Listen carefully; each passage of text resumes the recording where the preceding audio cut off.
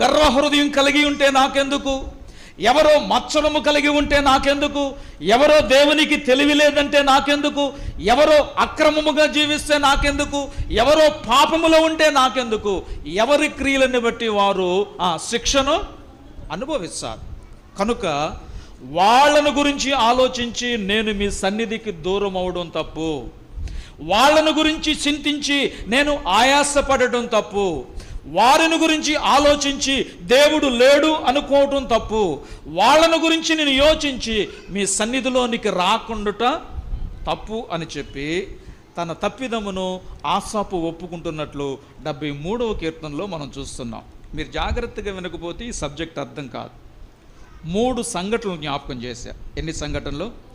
3 సంఘటనలు. అందులో మొదటిది గర్వహృదయం కలిగిన వారు, మత్సరము కలిగిన వారు, ఎగతాళి చేసేవారు,